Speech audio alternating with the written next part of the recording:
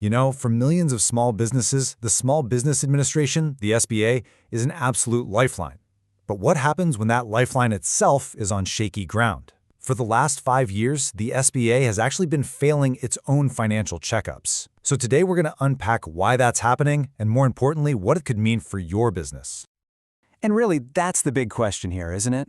The SBA is supposed to be this pillar of stability for entrepreneurs. So when its own financial house is in disarray, you better believe the shockwaves are felt across the entire small business world. And this number? This is why we're even talking about this. 5. As in, for 5 consecutive years, the Small Business Administration has failed its annual financial audit. We're talking half a decade without a clean bill of financial health.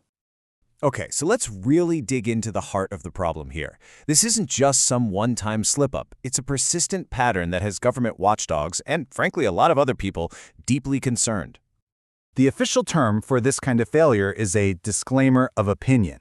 So, what in the world does that actually mean?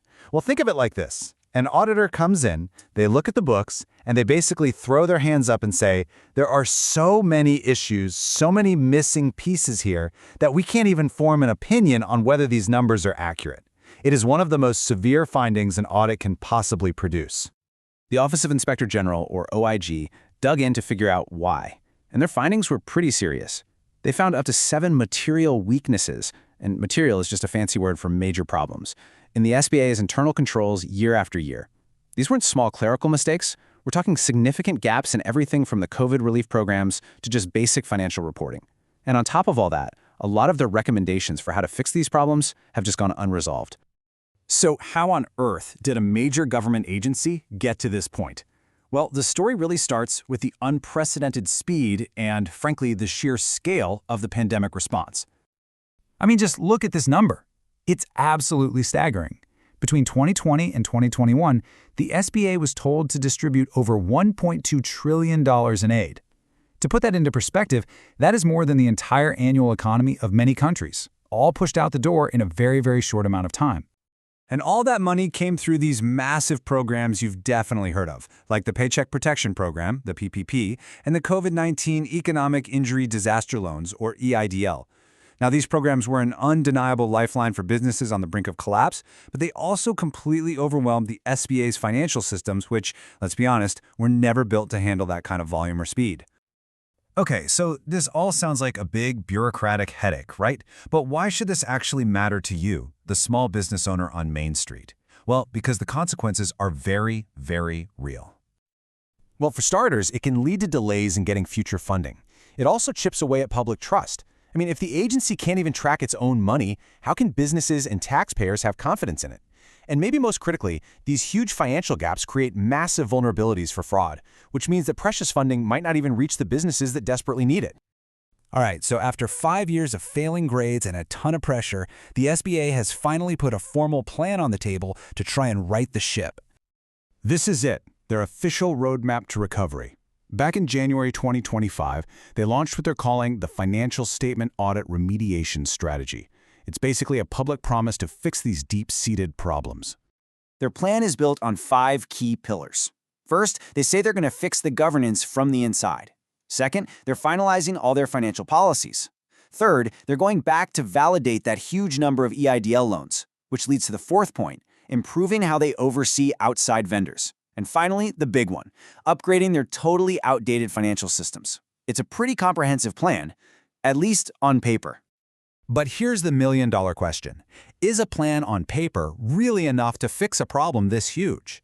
The government's own watchdog, the OIG, decided to take a very close look. And the OIG's verdict? Well, it was mixed.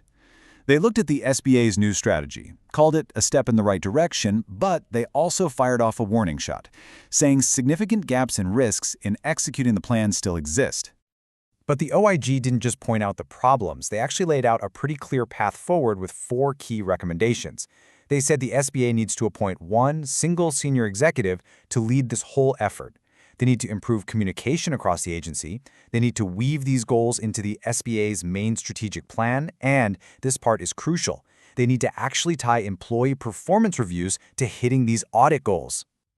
And this quote from the OIG report, this really gets to the heart of it. It highlights the single biggest issue they found: You can have the best plan in the world, but if there isn't one person who has the clear authority to make it happen, it's probably going to fall apart. The OIG literally called this an essential step for success. So where does all of this leave us?